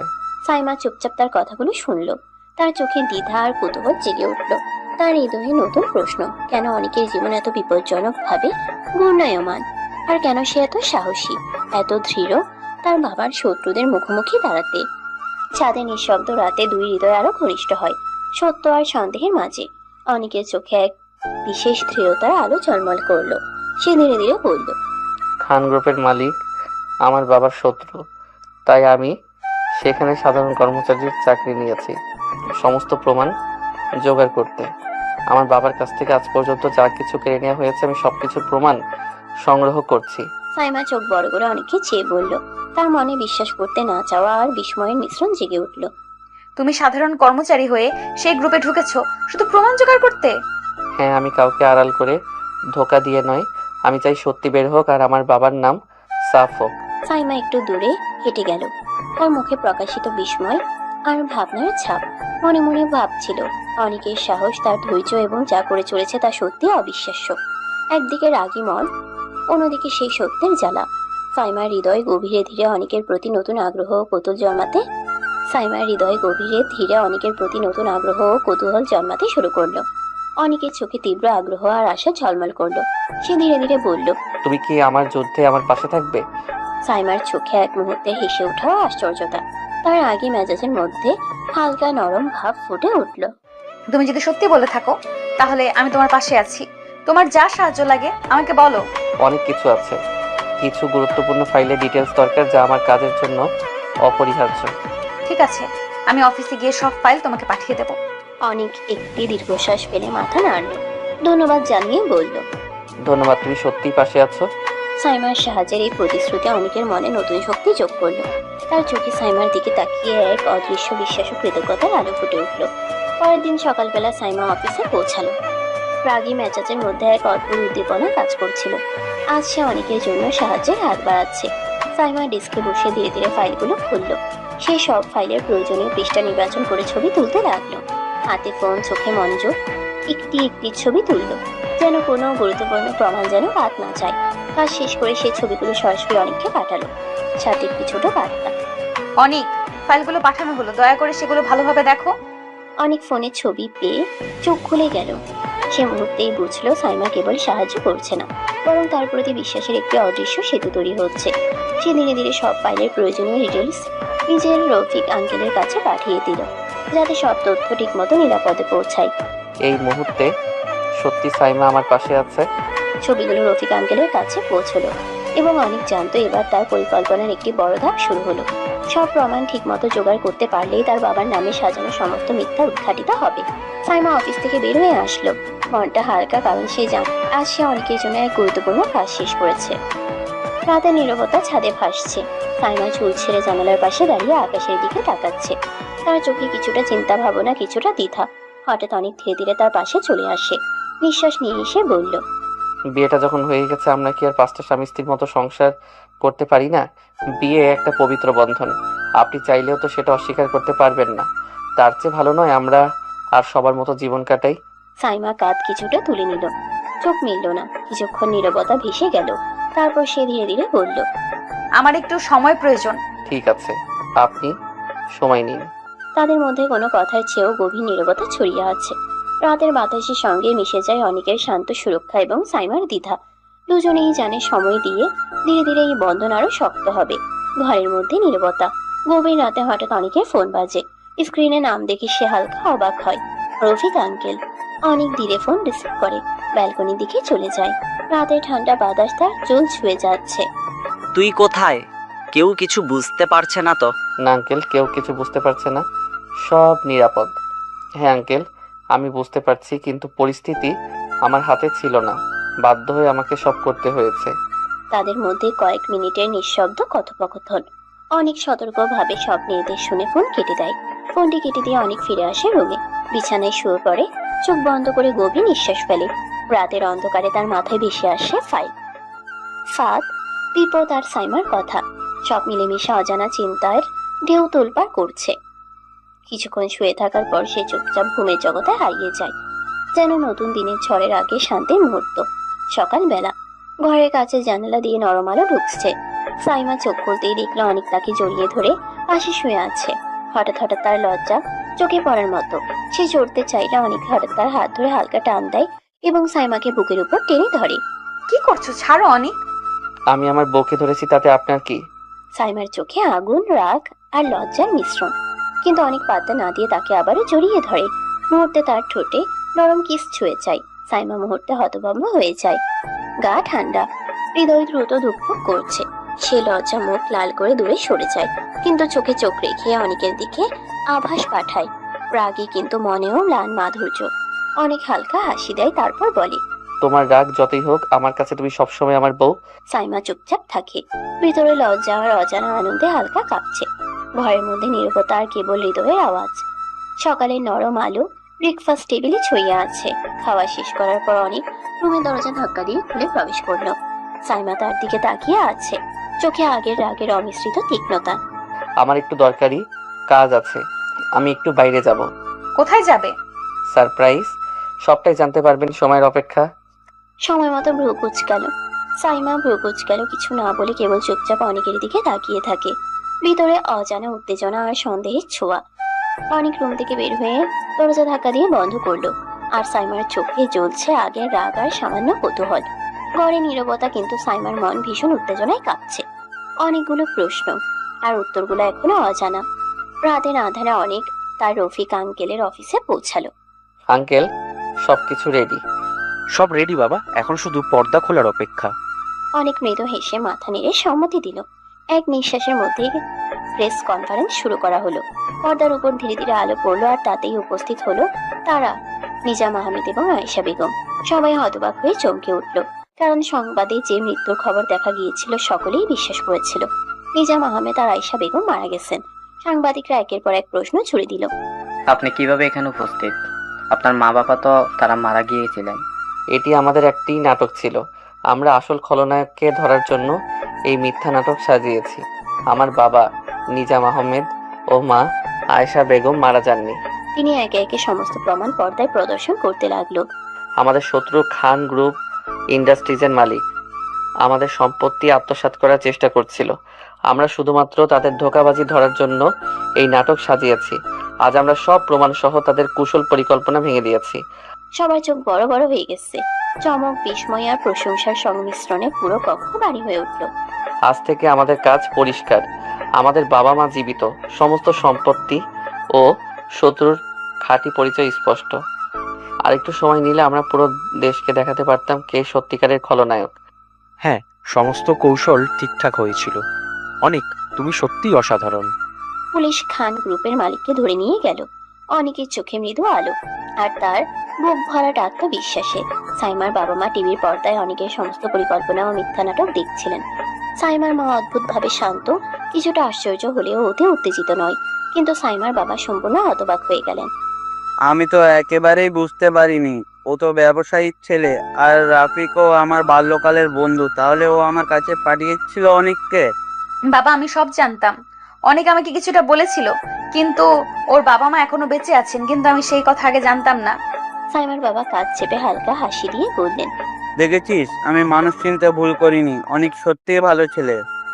সাইমার চোখে হালকা উজ্জ্বলতা, মুখে শান্তি। তিনি বুঝতে পারলেন এখন শুধুই পরিবারের মধ্যে বিশ্বাস আর শান্তি ফিরে এসেছে। সাইমার মা কাঁধে হাত রেখে মৃদু বললেন, হ্যাঁ, তুমি সবসময় ঠিকই বুঝেছো। ও সত্যি আমাদের জন্য একজন বিশ্বস্ত মানুষ। টিভির পর্দা নিভে গেলেও তাদের মনে এক শান্তির ঢেউ বয়ে গেল। সব ধোঁকা, নাটক আর বিপদ শেষ। এবার শুরু হতে চলেছে নতুন জীবন, বিশ্বাস, ভালোবাসা আর পরিবারের শান্তির আলোয়। রাতের নিস্তব্ধতায় অনেক ধীরে ধীরে বাড়িতে ঢুকলো। তার চোখে কিছুটা ক্লান্তি, মুখে উত্তেজনার ছাপ। সে সাইমার বাবার কাছে এসে মাথা নিচু করলো। আঙ্কেল, আমাকে ক্ষমা করে দিবেন। আমি আসলে আপনাদেরকে অনেক মিথ্যা বলেছি, কিন্তু আমি মিথ্যা বলার জন্য বলিনি, পরিস্থিতির কারণে বলতে বাধ্য হয়েছি। এছাড়া আর কোনো উপায় ছিল না। রফিক আমাকে আপনার কাছে পাঠিয়েছিল। আপনি খুব ভালো মানুষ, আমার কথা সহজেই বিশ্বাস করবেন, সেই জন্যই আমি এখানে এসেছিলাম। আমাকে ক্ষমা করবেন আঙ্কেল। সাইমার বাবা ধীরভাবে হাসলেন, চোখে প্রশান্তি, মুখে আনন্দের ছাপ। ক্ষমা কেন যাচ্ছ বাবা? তুমি তো ভালো কাজের জন্যই এখানে এসেছো, তুমি কোনো খারাপ কাজ করোনি। তুমি যে তোমাদের পরিবারের শত্রুকে ধরতে এই নাটক সাজিয়েছো, তার জন্য আমার কাছে ক্ষমা চাইতে হবে না। বরং আমি খুশি হয়েছি, এবার অন্তত আমি মানুষ চিনতে ভুল করিনি। সাইমার মা পাশে এসে অনেকের কাঁধে হাত রাখলেন, হালকা হাসি মুখে। সত্যি বাবা, তুমি অনেক বুদ্ধিমান ও সাহসী ছেলে। আমরা তোমার প্রশংসা করি। অনেকের চোখে স্বস্তি, হৃদয় হালকা। সে বুঝতে পারলো সবকিছু ঠিকঠাক হয়েছে। বিশ্বাস ও প্রশান্তি ফিরে এসেছে। রাত গভীর, চারপাশে নিস্তব্ধতা। জানালার বাইরে চাঁদের আলো ঘরটাকে মিষ্টি রূপালী রঙে ভরে দিয়েছে। সাইমা আলমারি থেকে জামা বের করছে। ঠিক সেই সময় পেছন থেকে অনেক আস্তে করে তাকে জড়িয়ে ধরল। এই কি করছো তুমি? আপনি সব সময় এত চমকে যান কেন? সামান্য তো একটু জড়িয়ে ধরেছি, বেশি কিছু তো করিনি। এমন ভাব করছেন যেন মনে হচ্ছে আমি কি না কি করে ফেলেছি। সাইমা অনেকের বুকের ভেতর আটকে গেলেও মুখটা কড়া করে রাখলো। লজ্জায় তার কান গরম হয়ে উঠল, কিন্তু ভেতরের অনুভূতি লুকাতে মিথ্যে কঠিন মুখ করে অনেককে ছাড়ি দিল। এসব চালাকি আমার সাথে চলবে না, বেশি বাড়াবাড়ি করো না। অনেক মুচকি হাসলো, কোনো রাগ করলো না, বরং তার বুকের ভেতর সাইমাকে আরো আলতো করে টেনে নিল। বউয়ের কাছে আসলে সমস্যা কোথায় বলুন তো? আমি তো বাইরের কারোর কাছে যাইনি, আমার বউয়ের কাছে এসেছি। সাইমা এবার সত্যি হতবাক, মনে মনে দিশেহারা। কেমন করে যেন বুকের ভেতর হালকা ধাক্কা লাগছে, কিন্তু মুখটা শক্ত করেই বলল, আমি তো বিয়েটা মন থেকে মানিনি, তাই এসব ভান দেখাতে আসবে না আমার কাছে। অনেক একটু থেমে গভীরভাবে সাইমার চোখের দিকে তাকালো, তারপর একদম শান্ত কণ্ঠে বলল, আপনি মন থেকে মানেননি সেটা কোনো ব্যাপার না।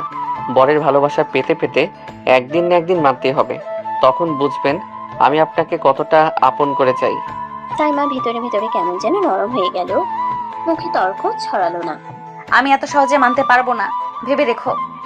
অনেক হেসে তার কপালের পাশে ঠোঁট ছোঁয়ালো।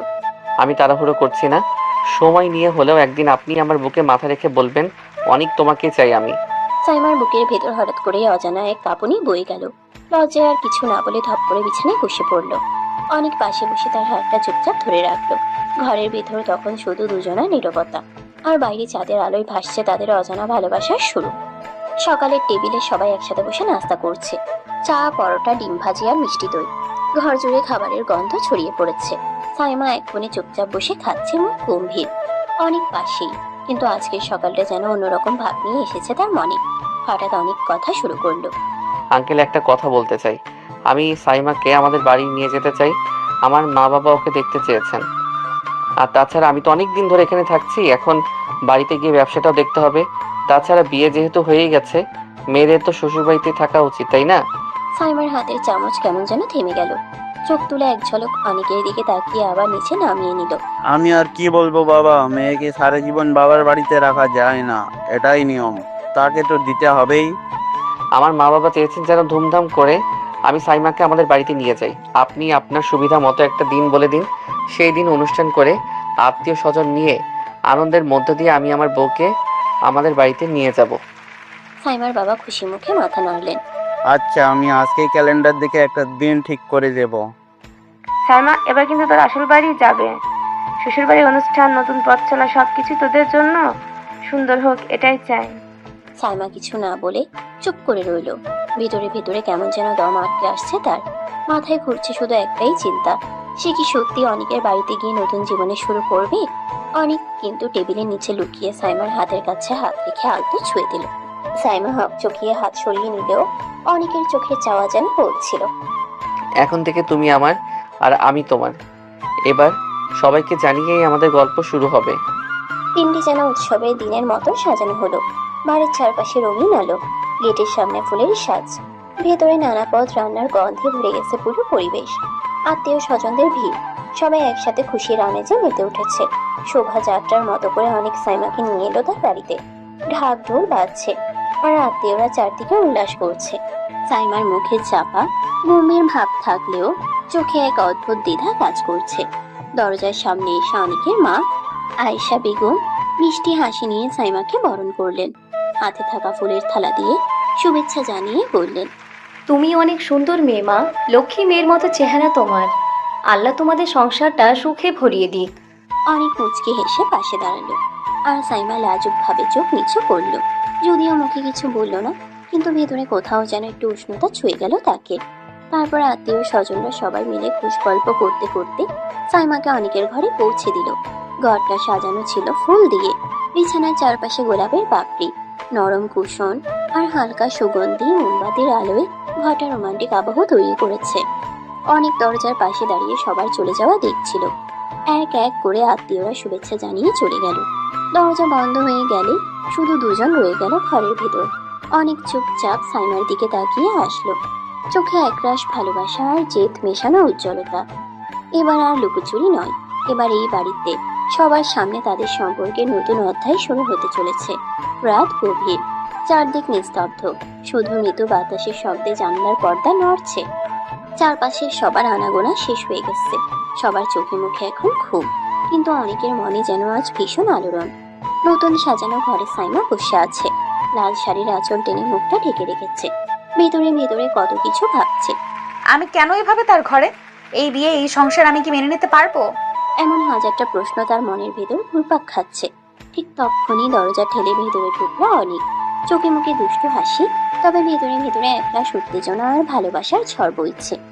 অনেক ধীরে ধীরে সাইমার পাশে গিয়ে বসলো। হঠাৎ সাইমাকে টেনে জড়িয়ে ধরলো। কি করছো তুমি হঠাৎ এইভাবে? আহা, আপনি সবসময় এত চমকে যান কেন? এইসব আপনার অন্য কোথাও গিয়ে করতে হবে, আমার কাছে নয়। আরে বউয়ের কাছে এসেছি, তাতে আবার সমস্যা কি? বউকে জড়িয়ে ধরাও নাকি এখন অপরাধ? সাইমার মুখটা লাল হয়ে একবার তাকালো, আবার ভান করে কড়া স্বরে বলল, আমি তো এই বিয়েটা মন থেকে মানিনি। আজকের পরে সেটাও মেনে যাবেন ম্যাডাম? এই বলে অনেক ধীরে ধীরে তার ঠোঁটে নরম চুমু খেলো। সাইমা মুহূর্তেই কেঁপে উঠলো, বুকের ভিতর ঝড় বইতে লাগলো। হাত দুটো অনিচ্ছা সত্ত্বেও অনেকের বুকে ঠেসে ধরলো। আজ আর ছাড়ছি না ম্যাডাম, অনেকদিন হলো আমাদের বিয়ে হয়েছে, আজ পর্যন্ত বউয়ের ভালোবাসা পেলাম না। আজকের রাতটা কোনোভাবেই নষ্ট করতে চাই না। সাইমা লজ্জায় চোখ বন্ধ করে ফেললো। অনেক তার ঠোঁট কামড়ে কিস করতে লাগলো বারবার। সাইমার শ্বাস ভারী হয়ে উঠলো। ধীরে ধীরে তার শরীরও সাড়া দিতে শুরু করলো। লাজুক ভাবে সে অনেকের কাঁধে মুখ লুকালো। অনেক তার চুলে আঙ্গুল ঘুরিয়ে দিল, কানে কানে বলল, এই মুহূর্তটা আমি কখনো ভুলবো না। তুমি শুধু আমার সাইমা। রাতটা দুজনের হৃদয় ছুঁয়ে গেল। একে অপরের মাঝে হারিয়ে গিয়ে যেন সত্যিকারের প্রেমে শুরু হলো। ভোরের হাওয়া হালকা শীতল, জানালা দিয়ে আসা সূর্যের আলো সরাসরি এসে পড়ছে সাইমার মুখে।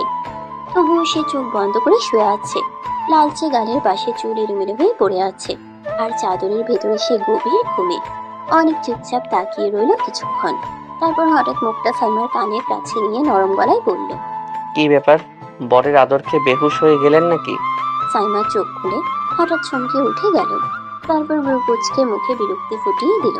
কি সব বাজে বাজে কথা বলছেন? সকাল সকাল আর কিছু বলার ছিল না নাকি? আরে সত্যি বলছি, আপনি একদম বেহুশের মতো ঘুমাচ্ছেন। আমি ভেবেই ফেলেছিলাম আজ রাতে আমার আদরেই আপনি অচেতন হয়ে গেছেন। সাইমার রাগে বালিশ তুলে অনেকের পিঠে মারতে লাগলো। চুপ করো, বেশি কথা বাড়াচ্ছ, একদম সহ্য হচ্ছে না। আহা, বউ এত রেগে গেলে তো সকালে নাস্তা করতে ইচ্ছে করবে না। তাছাড়া রাগ করলে আপনার মুখটা আরো লাল হয়ে যায়, তখন তো আরো সুন্দর দেখায়। সাইমা থমকে গিয়ে আবারও বালিশ ছুঁড়ে মারলো। তুমি একদম অসহ্য। অনেক হাসতে হাসতে সাইমার হাত ধরে ফেললো।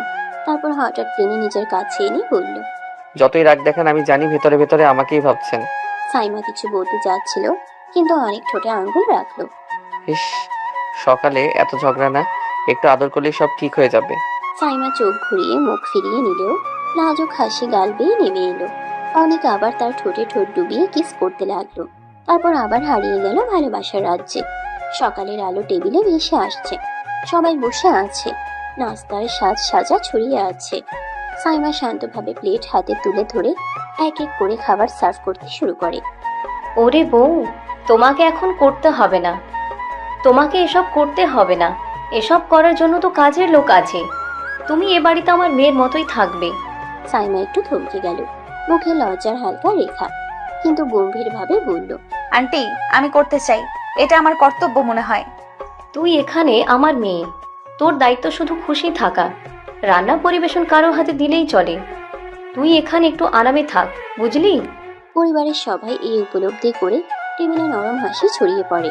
অনেকের বাবাও সামান্য কণ্ঠে বললেন, আয়েশা ঠিক বলেছেন, আমাদের মেয়েকে কাজ করাবেন না, ওর বিশ্রাম দরকার। সাইমা প্রথমে অস্বস্তি পেলেও আয়েশা বেগমের মায়ালু স্বরে কিছুটা নরম হয়ে গেল। সে প্লেটগুলো রেখে একটু সরে দাঁড়ালো। ঠিক আছে, আমি আর করব না। ভালো করেছিস, এখন থেকে তুই বিনা ভয়ে এই বাড়ির মেয়ে হয়ে থাক। টেবিলে আলাপ চলতে থাকলো, হাসি, রসিকতা আর নতুন সংসারের মিষ্টি অম্লান স্বাদ। সাইমার চোখে একটু শান্তি, মনে মনে আয়েশা বেগমের মমতার জন্য কৃতজ্ঞতা লুকোতে পারছে না। সকালে রোদ্দুর জানালার ফাঁক গলে ঘরে ঢুকছে। অনেক স্যুট করে রেডি হয়েছে, টাইটা ঠিক করে হালকা হেসে ঘর থেকে বের হতে যাওয়ার সময় হঠাৎ থেমে গেল। সাইমা, একবার আসো তো। সাইমা ব্রুকুচকে সামনে এগিয়ে এলো। ঠিক তখনই অনেক হঠাৎ তাকে জড়িয়ে ধরলো, কপালে হালকা একটা কিস করলো। আমি অফিস যাচ্ছি, নিজের খেয়াল রেখো। কিছু দরকার হলে সাথে সাথে আমাকে ফোন দিও। অফিসে যাচ্ছ? বিদেশ তো যাচ্ছ না, এত ন্যাকামি করার কি আছে? অনেক হালকা হেসে সাইমার কোমর আরো শক্ত করে টেনে নিল। তুমি এসব বুঝবে না, যখন কাউকে সত্যিই ভালোবাসবে তখন বুঝতে পারবে তার কাছ থেকে 1 মিনিট দূরে থাকা কতটা কষ্টের। সাইমার চোখে হালকা বিস্ময়ের ছাপ পড়ল। লজ্জা ঢাকতে সে অনেককে সরাতে চাইলো, কিন্তু অনেক আর ছাড়লো না। হালকা ধরে আরো কাছে টেনে নিল। ছাড়ো, কেউ দেখে ফেলবে। দেখুক না, সবাই জানুক আমি আমার বউকে কতটা ভালোবাসি। সাইমা চুপ করে গেল, গা লাল হয়ে উঠল। অনেক হালকা কিস দিয়ে দরজা পেরিয়ে বেরিয়ে গেল, আর সাইমা স্তব্ধ হয়ে দাঁড়িয়ে থাকলো দরজার ফাঁকে। রাত নরম, চাঁদের সোনালি আলো বাড়ির ব্যালকনিতে পড়েছে। বাতাসে মৃদু হালকা ঘ্রাণ, দূর থেকে শহরে নীরবতা। সাইমা নতুন শাড়ি পরে চুল খুলে নরম কাঁধে ঝুলছে। সে আয়নার সামনে দাঁড়িয়ে একবার নিজের ছায়া দেখে হাসি দিয়ে বলল, আজ একটু নিজে থেকে সেজেছি। সেদিন ঘরটা আলাদা করে শান্ত। সাইমা ব্যালকনিতে বেরিয়ে দাঁড়ায়, চাঁদের আলো তার মুখে ছুঁয়ে যায়, গালে লজ্জা ঝলকায়। ঠিক তখনই দরজা খুলে অনেক আসে। কাজের ক্লান্তি মিঠে চোখে আজ এক আলাদা উজ্জ্বলতা। সে চুপচাপ পেছন থেকে আস্তে করে সাইমাকে জড়িয়ে নেয়। কত সুন্দর লাগছে। সাইমা হড়হড় করে চমকে ওঠে। ঘাড় বেঁকিয়ে এসে অনেককে দেখে। তার চোখে সেই অদৃশ্য উষ্ণতা। অনেক তার চুলে মুখ ডুবিয়ে নরম কিস করে। সাইমার শরীর আচানক কেঁপে ওঠে। আকাশে যেন তারা ঝিলমিল করে ওঠে। তুমি আমার জন্য সেজেছো বুঝি? না, আমি অন্য কারোর জন্যই সাজিনি, আমি নিজের জন্য সেজেছি। কিন্তু তোমাকে দেখেই বোঝা যাচ্ছে তুমি আমার জন্যই সেজেছো। সাইমা এক মুহূর্ত থেমে যায়। তারপর হঠাৎ লজ্জায় গলা কুঁচকে দেয়। তোমার জন্য? কিভাবে? অনেক ধীরে তার কপালে নরম হাত রাখে। গলায় কেঁপে ওঠা সুরে বলে, তুমি জানো না, তুমি আমার জীবনের সব। তোমার একটুকু হাসিতেই আমার সারা দিন বদলে যায়। সাইমা অল্প রেগে মুচকি হেসে অনেককে চট করে ঠেলে দেয়, কিন্তু ঠেলাটাই মিষ্টি। তারপর সে হাবা ভাবে বলে, আমার বয়ে গেছে তোমার জন্য সাজতে। তুমি কি ভেবেছো আমি তোমার জন্য সাজবো?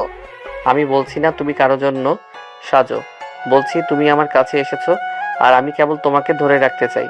সেদিন মুহূর্তটা নীরব। অনেক সাইমাকে ঘুরিয়ে নিয়ে নিজের দিকে টেনে নেয়। সাইমা বুক ভরে শ্বাস নেয়।